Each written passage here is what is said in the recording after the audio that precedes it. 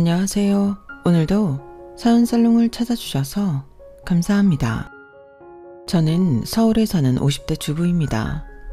평범하게 살던 제게 질긴 운명의 끈을 던진 친구와 얽힌 이야기를 들려드릴까 합니다.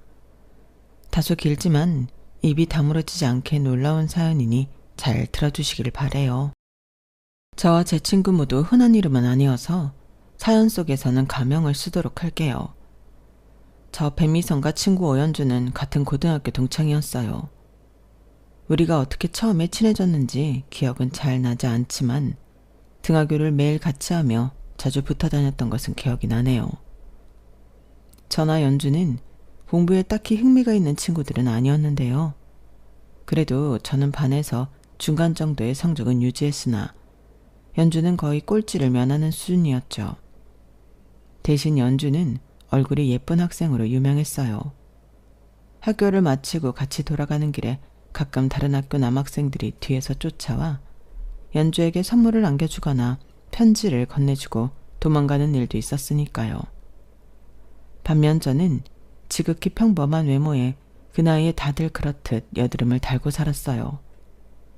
연주는 뾰루지 한번 올라온 적 없는 듯한 매끈한 피부에 찰랑거리고 까만 머릿결, 늘씬한 허리에 긴 다리까지 세상 부러운 조건은 다 갖추고 있으면서도 이상하게도 본인보다 더 잘난 사람과 비교하며 비관적인 말을 자주 하는 편이었어요. 너 이반에 김성주 얘기 들었어? 걔 방학 동안 가족들이랑 전국 돌아다니면서 여행했대. 난 이 동네에서 벗어나 본 적도 없는데. 오늘 체육 시간에 봤는데 우리 반 반장 가슴 엄청 크더라. 남자들은 가슴 큰 여자를 좋아한다는데 난 어떡하지? 어제 TV에 그 연예인 봤어? 나도 그 정도 돈 있으면 집 그렇게 럭셔리하게 꾸미고 살고 싶은데. 그럴 때마다 저는 진심으로 연주에게 네가 더 낫다, 왜 비교를 하느냐 등등 이야기해 주었지만 씨알도 먹히지 않았죠. 그 후 우리는 고등학교를 졸업했고 조금 다른 길을 가게 되었어요. 저는 싫었지만 부모님의 등살에 떠밀려 억지로 대학에 들어가야 했고 맞지 않는 공부를 시작했어요. 애초에 대학 진학을 포기한 연주는 본인 집에서 멀지 않은 남성 맞춤 정장 가게에서 일을 하며 돈을 벌었어요. 저도 공부보다는 돈을 벌고 싶은 욕구가 강했던 때라 사회인으로서의 연주 모습이 부러웠지만 남성 정장이라는 분야는 좀 이상하게 거리가 느껴졌어요. 연주야, 거기 남자들이 손님으로 오면 좀 껄끄럽지 않아? 맞추려면 어쩔 수 없이 몸에 손도 닿아야 할 거고 이상한 남자라도 오면 어떡해. 야 배미선, 넌 그런 게 무섭냐? 돈 버는데 몸에 손이 좀 닿으면 어떻고 이상한 손님이 오면 어때? 너 그거 배부른 소리다? 그런가? 역시 사회에 일찍 발을 들여서 그런지 연주는 저와는 다른 배포가 있는 것 같았어요. 뭐랄까, 저보다 큰 어른을 대하는 느낌이어서 경외감까지 들기도 했다니까요. 그렇게 1년여의 시간이 흘렀고 저는 큰 결심을 하게 되었어요. 아무리 참고 다니려고 해도 학교가 안 맞는 탓에 부모님 모르게 저는 자퇴를 하고야 말았어요. 그 대신 손으로 이것저것 만드는 것을 좋아하던 저는 손뜨개방에서 푼돈을 받으며 일을 시작했어요.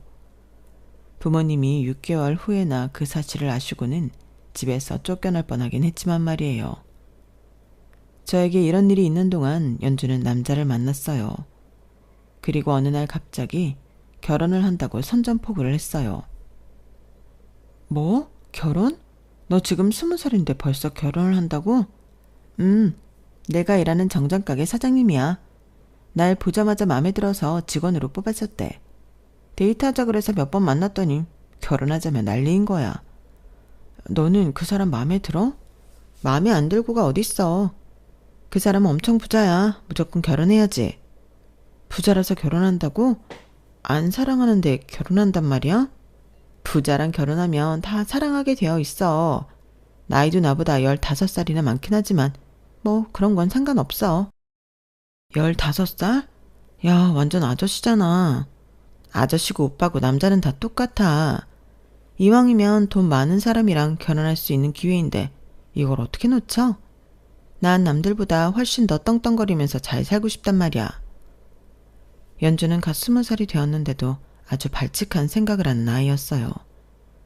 내 친구가 15살이나 많은 아저씨의 여자가 된다는 생각에 저는 소름이 끼쳤지만 연주는 어떤 식장에서 식을 올릴지, 어떤 드레스를 입을지, 어떤 집에서 어떻게 살지 라는 기대에 가득 차 있는 것 같았어요. 연주는 당장 정장 가게 일도 때려치우고 부잣집 아내가 될 준비를 하더라고요. 저는 이해할 수 없었지만 그래도 연주가 결혼 때문에 매일 웃는 것 같아 응원해줘야겠다고 생각했어요. 제 주변 친구들 중에서 처음으로 결혼한 연주는 역시나 예뻤어요. 호화스럽고 반짝거리는 결혼식장을 보며 저도 이런 곳에서 수줍게 서 있는 신부가 되어 보고 싶다는 생각을 잠깐 하기도 했어요. 하지만 연주 옆에 서 있는 아저씨가 15살보다 더 나이가 많아 보여 속상했어요. 우리 아빠는 저 나이에 저 정도로 뚱뚱하진 않았는데 라는 생각을 하며 내 친구가 너무 아까웠어요. 연주는 결혼하고 좋은 집에 산다며 자랑을 해왔어요. 집에 방이 얼마나 많은지 어디가 어딘지 맨날 헷갈리고 부엌은 웬만한 식당 부엌보다 더 크고 맨날 좋은 것만 먹는다고 호들갑을 떨었어요. 마당에 있는 집이라 너무 좋아 보여 도둑이 들진 않을까 매일 노심초사한다 그러더군요. 저는 늙고 뚱뚱한 아저씨가 남편이지만 저렇게 연주가 행복해하니 다행이라고 생각하며 같이 기뻐해줬어요. 어느 날 연주는 자신의 임신 소식을 알렸어요. 미선아, 나 임신했어. 그것도 아들 쌍둥이야. 정말? 안 믿긴다. 연주 네가 임신을 하다니 너무 축하해. 내가 아들을 그것도 들시게나 임신했다고 하니까 시댁에서 새 차 뽑아준 거 있지. 임산부는 좋은 차 타고 다녀야 된다면서 걸어 다니지도 못하게 하신다니까? 그 전에 타던 차도 새 차였는데 또 사줬다고? 와, 그뿐이 아니야. 먹는 것도 다 최고급이고 옷이고 가방이고 신발이고 원하는 대로 다 사라고 하셨어. 연주는 새 차, 새 옷, 새 가방 등 자랑하기에 여념이 없었죠. 미선아, 이것 봐. 돈 많은 집에 시집 오면 이렇게 좋다니까. 너는 요새 만나는 남자 없어? 나? 사실 나도 요즘 연락하고 지내는 사람이 있긴 한데. 진짜? 왜 나한테 말 안 했어? 그게 뭐 사귀는 사이도 아니고 그래서. 누군데? 빨리 털어놔. 나 같이 뜨개 일하는 데서 아는 언니가 자기 남자친구의 친구라고 소개해주겠다 그러더라고. 별로 지금 남자 만나고 싶은 때가 아니라서 몇 번 거절했는데 기어이 만나게 해줬지 뭐야. 그런데 뭐 나쁜 사람 같진 않아서 조금 더 지켜볼까 하고. 그 남자 돈 많아? 그걸 내가 어떻게 알아. 왜 몰라. 딱 보면 알지. 하고 다니는 행색이나 돈 씀씀이나 뭐 그런 거 보면. 참, 무슨 일 한다는데? 그냥 작은 회사 다닌대. 하고 다니는 것도 그냥 평범하고. 나도 잘 몰라. 야, 나 사는 것 봐라. 자고로 남자는 돈이야. 돈 없으면 다 구질구질해. 아무리 그래도 사람을 보고 사랑하는 사람이랑 결혼해야지. 어떻게 돈만 보고 같이 살아. 으이그, 이 아무것도 모르는 어린 것. 돈이면 다 된다니까. 연주는 부잣집에 시집을 갔는데도 이상하게 더욱 돈에 집착을 하는 것 같았어요. 원래 이렇게 돈놀이를 부르던 애였나 싶게 갑자기 연주가 낯설게 느껴졌지만 아무렴 다 나 잘되라고 하는 소리지 하면서 쉽게 넘겼어요. 그 이듬해 연주는 정말 아들 쌍둥이를 낳았고 저도 언니가 소개해준 그이와 결혼 약속을 했어요. 연주는 한 번도 아이들을 보여준 적 없지만 건강하게 잘 지낸다며 소식을 전해왔고 저도 나름대로 결혼 준비를 하며 바쁜 날들을 보냈어요. 그렇게 연주는 연주대로 저는 저대로의 삶을 살아나가느라 전처럼 자주 보지 못하고 연락도 조금 뜸해졌죠. 제 신랑은 연주 소원처럼 부잣집 아들은 아니었어요. 어릴 적 시아버지가 하시던 일이 바닥을 치면서 가세가 급속도로 기울었고 신랑이 대학을 졸업할 때까지 단칸방을 못 벗어났었다고 하더군요. 그러다 부모님 두 분 다 친척 고향으로 내려가 농사일을 시작하셨고 남편은 남편대로 혼자 사회생활을 시작했던 거예요. 상황이 이렇다 보니까 우리가 결혼할 때도 시댁 쪽에 큰 도움을 바라기는 힘들었고, 저희 엄마 아빠는 학교도 지 맘대로 그만두고 헛짓거리하던 딸내미가 기어이 변변찮은 남자를 데려왔다며 하루 걸러 제 앞에서 한숨 쉬기 바빴어요. 그래도 저는 남편을 선택했어요. 마음이 따뜻한 사람이었거든요. 지금 당장 호사스러운 삶을 누리게 해줄 수는 없지만 항상 제 마음이 외롭지 않게 보듬어 주겠다고 약속하던 사람이었거든요. 그리고 무엇보다 연주 앞에 15살 많은 뚱땡이 아저씨를 생각하면 우리 신랑은 그 어떤 연예인보다 잘생기고 멋있었거든요. 우리는 서로를 많이 아껴주었고 어렵고 작지만 사소한 기쁨을 누리며 결혼 생활을 시작했어요. 간혹 연주와 연락이 닿을 때면 연주는 항상 자신이 어디 좋은 곳을 다녀왔고 무슨 좋은 것을 먹었고 얼마나 비싼 것을 샀는지 자랑할 뿐이었어요. 미선아, 너 홍콩이라고 들어봤지? 지난주에 비행기 타고 거기 갔다 왔거든? 세상에 완전 천국이더라. 얼마나 휘황찬란하고 이쁘던지 너도 꼭 가봐야 할 텐데. 미선아, 서주 호텔 알아? 거기 저녁 식사가 진짜 맛있거든. 너도 기회 되면 한번 꼭 가봐. 미선아, 애들 아빠가 이번에 외국 갔다가 우리나라에는 들어오지도 않는 최고급 밍크 코트를 사왔더라고. 얼마나 따뜻한지 발가벗고 그 코트만 입고 나가도 될 정도야. 저는 연주의 아이들이 잘 크고 있는지 항상 궁금했어요. 연주야, 쌍둥이들은 잘 있어? 밥도 잘 먹고? 그렇지. 일하는 아줌마가 잘 돌봐주고 있어. 난 나대로 바빠서 애들한테 신경 쓸 틈이 없거든. 신랑도 잘 지내지? 지금 해외 출장 간 지 꽤 됐어. 다음 달인가 아무튼 몇 달 있다가 들어온대. 연주는 본인 일 외에는 아무 관심 없는 사람처럼 말하곤 했어요. 심지어 제 안부를 묻는다며 전화를 하고는 자기 자랑만 실컷 하다가 전화를 끊기가 일쑤였죠. 지 말만 늘어놓는 연주한테 가끔 서운하기도 했지만 사람마다 사는 방식이 다르니 그러겠지 하고는 금방 미운 마음을 놓아버렸어요. 결혼하고 3년이 지나서야 저희 부부는 어렵게 아이를 가질 수 있게 되었어요. 너무 예쁘고 소중한 딸이었죠. 아이를 낳을 때는 너무 무서웠는데 기르다 보니 아이를 더 갖고 싶다는 생각을 했어요. 풍요롭지는 않아도 다복한 가정을 상상하니 행복했거든요. 무엇보다 남편은 저나 딸에게 정말 잘해주었어요. 저런 사람이 남편이고 아빠라면 아이를 열을 더 낳아도 좋겠다 싶은 마음이었죠.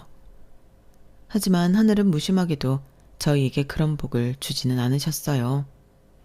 온갖 노력을 했지만 저는 더 이상 아이를 가질 수 없다는 불임 판정을 받았거든요. 심지어 하나 있는 딸아이를 낳은 것도 기적이라며 병원에서는 놀라기도 했어요. 저는 한동안 상심해서 울기만 했어요. 여보, 미안해. 우리 가족이 더 많았으면 좋을 텐데 나 때문에. 내 몸이 문제가 있어서 미안해. 그런 말 하지 마. 우리한테 설이가 있잖아. 설이 더 많이 사랑해주고 예뻐해주라고 다른 아이들은 안 주시는 거야. 당신 잘못 하나도 없어. 그래도 나 너무 슬퍼.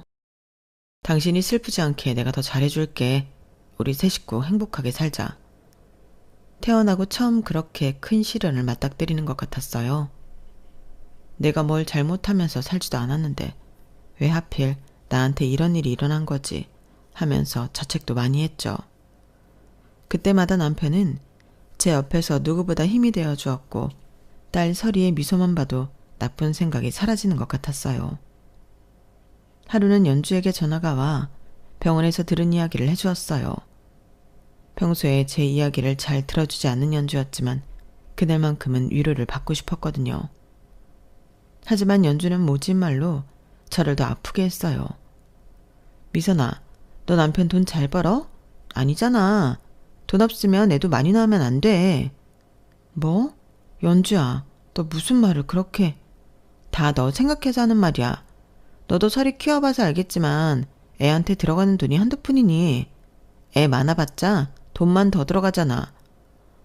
가족이 생기는 건데 그깟 돈이 뭐가 대수야. 뭐가 대수냐니. 돈 없으면 애 똑바로 못 키운다니까. 불임인 게 지금 너네한테는 더 축복일 수 있다니까. 오연주, 말이면 단 줄 알아?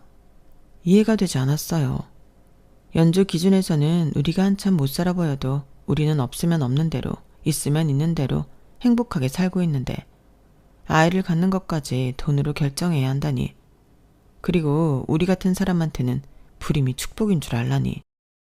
남편이 혹시나 알면 속상할까 말하진 않았지만 얼굴에서 다 티가 났나 봐요. 울그락불그락 펴지지 않는 제 표정을 보고 남편은 안 좋은 일 있냐며 캐물었고 저는 어쩔 수 없이 연주와 있었던 일에 대해 이야기했어요. 남편은 연주를 같이 욕하기보다는 상처받았을 제 마음에 더 신경 써주더라고요. 우리 셋이 중요한 거지 다른 사람의 말은 듣지 않아도 된다며 토닥여줬어요. 남편의 배려가 그렇게 깊을수록 저는 더 이상 아이를 낳지 못한다는 죄책감이 커지기도 했지만 시간이 조금씩 해결해주는 것 같았어요. 슬픈 생각에 빠질 틈도 없이 딸 설이가 무럭무럭 예쁘게 자랐으니까요. 설이는 저희 부부의 마음을 아는 것처럼 야단스럽고 속썩이는 일 없이 건강하게 커주었어요. 천사 같은 아이였죠. 연주와 언쟁이 있은 뒤로 서로 몇 년간 소식을 끊고 지냈어요.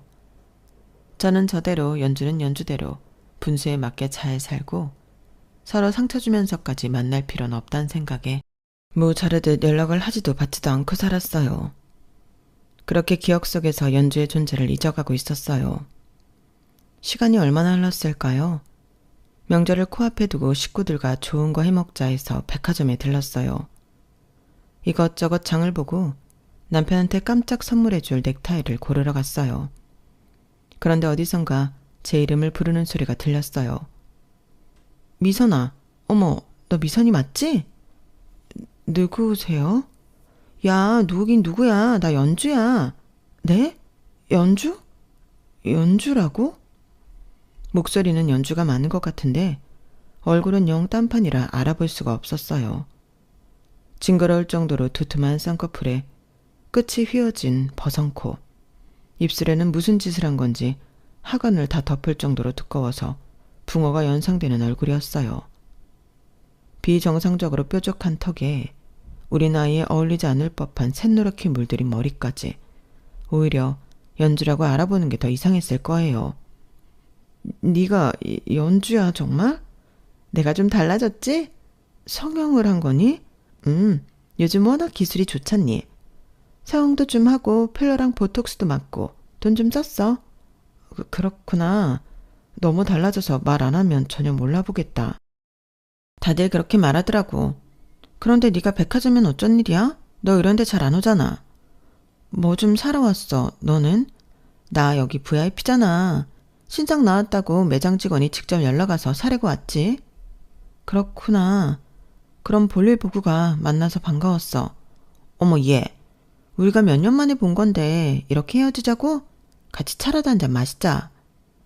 연주는 저와 다퉜던 일은 까맣게 잊어버린 것처럼 반갑게 굴더라고요. 전 내심 신경이 쓰였지만 나이 먹고 과거 일로 찌찌하게 굴지 말자 하고 저도 쿨한 척 따라 나섰어요.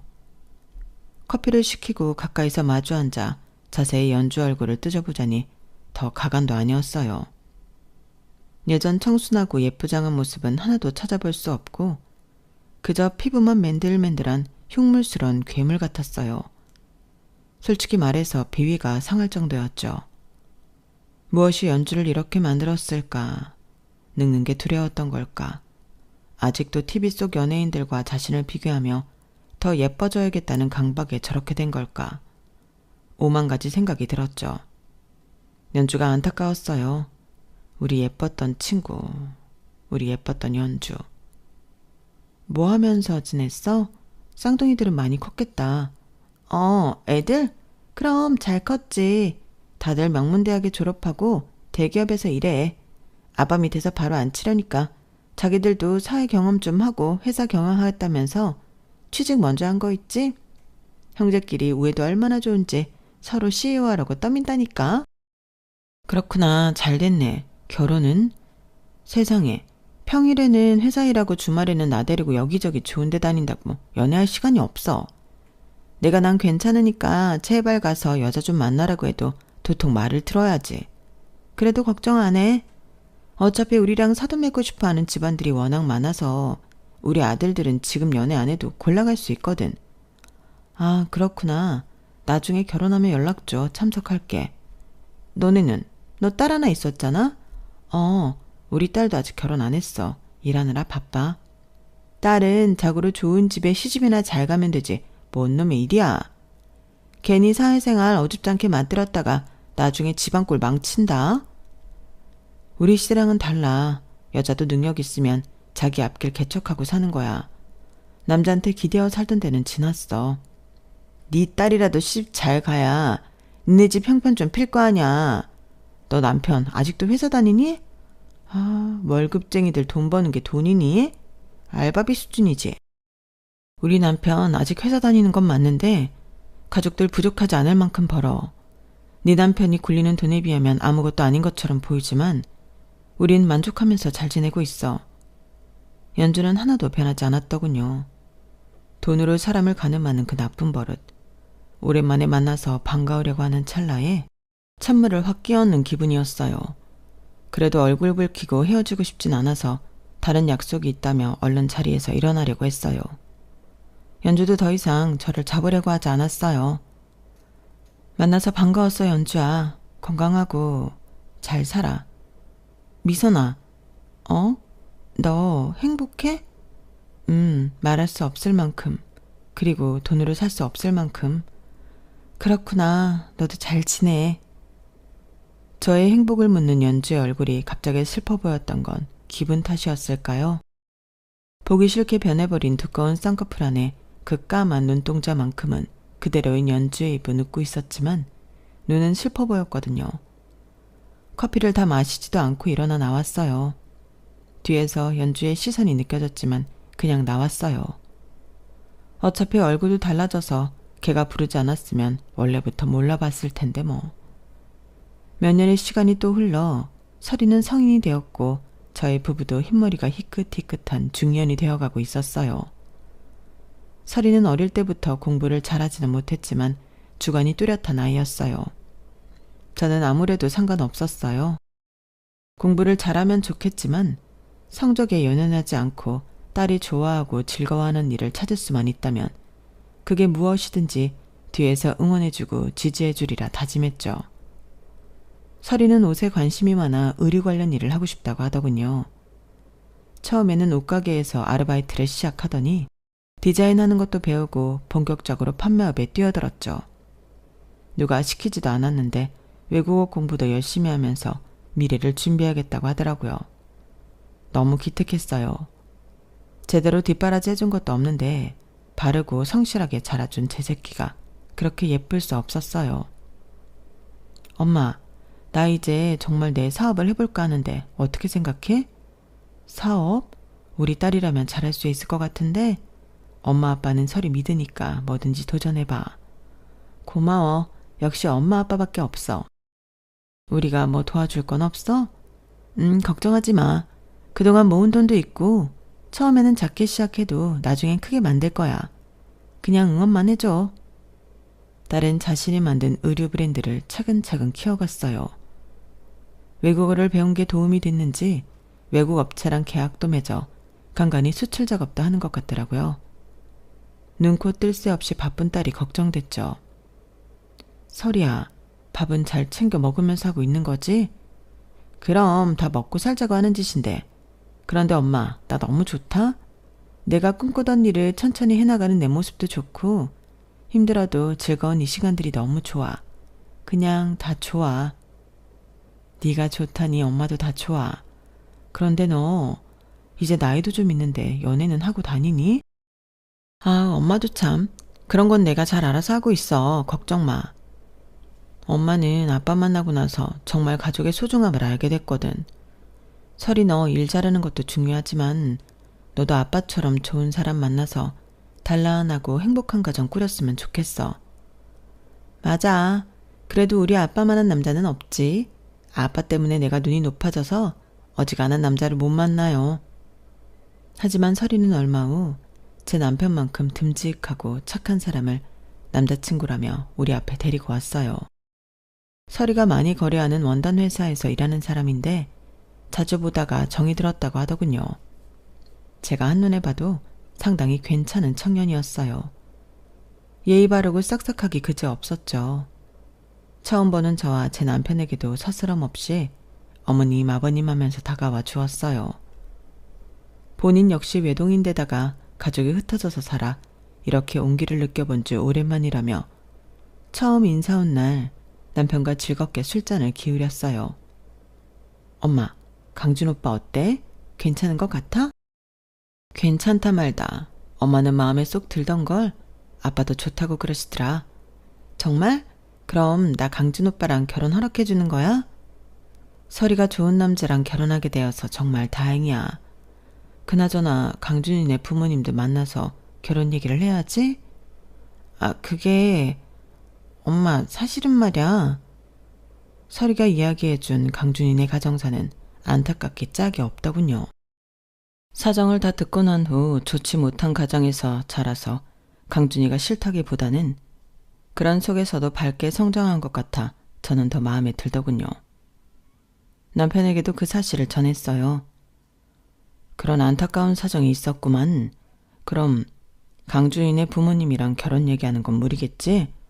우리는 괜찮으니까 강준이가 곤란하지 않은 선에서 진행하자고. 서리가 호사스러운 결혼에 목매는 애도 아니고 최대한 간선하고 필요한 것만 하자고 얘기할게요. 강준이 이제 우리 사람 되는데 첫 단추부터 불편해하면 안 되니까요. 저희는 이상하게 강준이에게 과할 정도로 정이 가더라고요. 첫 인상이 좋았던 것도 있지만 왠지 이유 없이 잘해주고 싶었어요. 그 마음이 강준이에게 부담이 되지는 않을까 조마조마하며 서리와 강준이를 다시 마주했어요.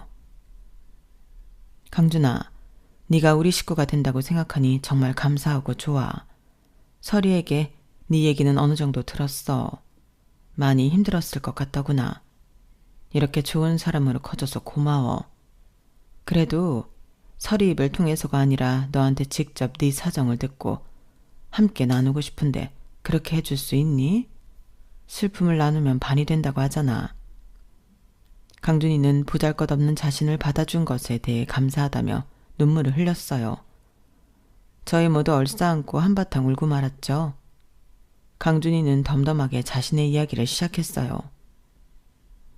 저희 아버지는 그 옛날에 돈 많은 사람들을 상대로 정장을 맞춰주는 장사를 하시며 돈을 버셨어요. 입소문이 나면서 고객이 많아졌고 사업은 점점 더 잘 돼서 원단을 제작하는 것부터 정장에 어울리는 구두 같은 자파까지 만들어 파는 큰 회사로 성장했어요. 어머니는 아버지 가게에서 일하던 15살이나 어린 여직원이었다고 해요. 아버지는 원래 가정에 충실한 사람이 아니었고 그것을 몰랐던 어머니는 돈의 꾀임에 빠져 결혼하고 말았던 거죠. 그것도 모르고 어머니는 임신을 했고 저를 낳았어요. 아니, 정확히 말하자면 저와 형을 낳았어요. 저는 사실 쌍둥이였거든요. 아버지는 어린 저희와 어머니를 두고 여기저기 여자를 만나러 다니기 시작했어요. 집보다 술집을 더 자주 드나들었고 골프 캐디, 모델 연예인, 심지어 엄마가 다니던 정장가게에서 후임으로 일하던 여직원까지 한계 없이 외도를 하고 다녔어요. 아버지는 그렇게 추잡한 짓을 하고 다니면서도 돈으로 어머니의 불만을 막았어요. 어머니는 아버지가 채워주지 못하는 욕구를 그의 돈으로 사치하며 풀었고 거기에 몰두한 나머지 어린 저희 쌍둥이 형제를 돌보지 않으셨어요. 가정부 아주머니한테 모정을 더 느꼈을 정도였으니까요. 잠깐만. 정장가게 여직원 쌍둥이 혹시 어머니 성함이? 오연주입니다. 세상에나 이럴 수가. 엄마 왜 아는 분이야? 엄마 고등학교 친구야. 네? 어머님이 저희 엄마와 친구라고요? 우연도 이런 우연이 있을까요? 끊어졌다고 생각한 연주와의 인연은 또다시 이렇게 이어지는가 싶었어요. 원래는 되게 친했는데 중간에 좀 멀어졌어. 어머니가 돈을 쓰다 지칠 때쯤 아버지가 예쁜 여자들과 연애한다는 말을 듣고 본인의 얼굴에 손을 대기 시작했어요. 작게 시작한 성형은 과한 욕심이 되었고 나중에는 성형 중독으로 의사가 말릴 정도였으니까요. 몇 년 전에 우연히 연주를 만난 적이 있는데 예전의 얼굴을 도무지 찾을 수가 없었어. 그게 그때쯤이었구나. 네, 성형만이 문제가 아니었어요. 알코올 중독으로 치료도 받아야만 했거든요. 그러다 어느 날 제 쌍둥이 형이 갑자기 오토바이 사고로 죽었거든요. 엄마는 자신을 겉들떠 보지도 않은 아버지, 망가질 대로 망가진 얼굴, 술 없인 잠 못 드는 밤, 형의 죽음 앞에서 이상한 행동을 하기 시작했어요. 자신에게 일어난 불행한 일들이 아예 없었던 것 마냥 거짓말을 하고 다니더라고요. 아버지를 아직 본인을 너무 사랑하는 남편으로 묘사하거나 형과 제가 똑똑하게 잘 자란 자식들로 보이게 했어요. 이미 사정을 다 아는 사람들은 어머니가 미친 것 같다며 멀리하기 시작했고요. 맞아. 그때 연주가 나한테 너희 형제가 아빠 회사를 물려받기 위해 큰 회사에 들어가 준비하고 있다고 했었어. 다른 집안 여자들이 너희랑 사돈을 맺고 싶어 한다고. 그런데 그때 이미 형이 없었던 거야? 네. 심지어 아버지 회사는 그 당시 부도 위기에 놓여 있었고 얼마 후엔 결국 파산을 했어요. 아버지는 그나마 있던 돈을 갖고 외국으로 도망가 버렸고 어머니와 저만 덜렁 남겨졌어요. 저런... 집과 가진 모든 것을 다 빼앗기자 어머니는 정말로 정신을 놔버리고 말았어요. 처음에는 제가 보살펴드렸는데 점점 한계가 있더라고요. 저도 나가서 돈을 벌어야 했으니까요. 결국 어머니를 정신병원으로 모실 수밖에 없었어요. 저는 아버지가 회사를 경영할 때 거래하시던 원단업체 사장님의 도움으로 거기서 일할 수 있게 되었고 서리를 만나게 된 거예요. 그럼 연주가 지금 정신병원에 있다는 거야? 네. 어떻게 연주가... 엄마 울지 마. 마지막으로 봤을 때 그렇게 힘든 상황인 줄 알았다면 조금 더 다정하게 대해줄걸. 따뜻한 말 한마디 안 건네주고 그렇게 연주를 보냈었어. 내가 왜 그랬을까? 어머님도 저희 집 사정을 모르셨던 거잖아요. 너무 개념치 마세요. 연주가 나한테 행복하냐고 물어봤었거든. 난 행복하다고. 너는 어떠냐고 한 번 더 물어봐 줄걸. 연주는 불행하니까 위로해달라는 뜻으로 나에게 물어봤을 수도 있는데 내가 한 행동이 너무 후회가 되네. 강준이 말을 다 듣고선 저는 몇 날 며칠 잠을 설쳤어요. 마음이 돌덩이에 눌린 것처럼 무거워서 어찌할 바를 몰랐죠. 남편은 저의 이런 불편한 기색을 눈치채고 말했어요. 당신 강준이 엄마, 아니 연주 씨한테 한번 다녀오는 게 어때? 아무래도 그러는 게 좋겠지? 가서 얼굴 보고 이야기도 나누고 시간 보내고 와. 고마워요 여보. 안 만나는 게 더 나을 수도 있다는 강주의 만류에도 불구하고 저는 연주가 있다는 병원에 찾아갔어요. 아무래도 일반 병원이 아니다 보니 저 혼자는 안 되고 보호자 강준이도 함께 대동해야 하고 절차가 꽤 복잡하더군요. 심란한 마음을 겨우 부여잡고 연주와 마주했어요. 연주야, 미선아, 나 기억해? 그럼 널 내가 왜 기억 못해? 우리 맨날 학교도 같이 다니고 떡볶이도 먹고 비밀 일기도 쓰고 했었잖아. 맞아. 우리 예전에 그렇게 친했었어. 여기는 어쩐 일이야? 우리 강준이랑 같이 왔네? 강준아, 경준이는 어딨어? 같이 안 왔어? 아버지는 아직 해외 출장 갔다가 안 돌아오셨니? 엄마, 경준이 형은 죽었잖아. 아버지도 없고. 얘는 무슨 소리를 하고 있어. 미선아, 우리 작은 아들 잘생겼지? 나 쌍둥이 낳았을 때 네가 제일 먼저 안부 물어봐줬잖아. 얼마나 고마웠다고. 우리 큰아들 경준이도 엄청 잘생겼어. 연주야, 강준이한테 얘기 다 들었어. 무슨 얘기? 강준아, 아버지 언제 오신대? 한국 오시면 빨리 나 좀 여기서 데리고 나가달라고 말해줘. 여기는 쇼핑도 못하고 술도 못 먹고. 아니면 강준이 너랑 나갈까? 연주야, 많이 힘들었지? 내가 미안해. 내가 너 예전에 한 말에 서운해서 계속 연락도 안 하고 너 어떻게 사는지 관심도 끊고 살았어. 내가 미안해. 미선아, 뭐가 미안해? 너 내가 가보라고 했던 서주 호텔 가봤니? 거기 디너 맛있다고 내가 100번도 더 말했잖아. 이제 그만해, 연주야. 우리 좋은 생각만 하자. 연주는 서도 없이 말하거나 현실 부정 상태가 몹시 심한 듯 보였어요. 도망간 남편과 죽은 아들을 찾거나 백화점에 명품을 사러 가야 한다고 떼를 쓰기도 했죠. 내 앞에 있는 연주가 낯설었어요. 성형으로 우그러지듯 내려앉은 눈, 코, 입과 보톡스 때문에 주름이 가지 않는 팽팽한 이마가 너무 대조적이라 계속 쳐다보기 힘들었어요. 병원에서는 연주의 상태가 쉽게 호전되지 않을 거라고 말하더군요. 더 기가 찬 건 연주가 대장암 말기라 몇 개월 남지 않았다고 했어요. 어쩌다 연주의 인생이 이렇게 된 건지 눈물이 앞을 가렸어요. 저는 일주일에 한두 번씩 연주를 찾아가 말동무를 해주었어요. 어느 날은 괜찮은가 싶다가도 또 어떨 때는 상태가 너무 안 좋아 만나기 힘든 경우도 있었어요. 네 아들과 내 딸이 결혼할 거라는 말도 못 알아들었어요. 게다가 암 때문에 연주에게 더 아픈 시간이 지속되었어요. 12월 25일 크리스마스에 눈이 폴폴 내렸어요. 연주를 주려고 김밥도 싸고 과일도 깎아 병원으로 갔어요. 이날은 강준이와 설이도 함께 연주를 찾아갔어요.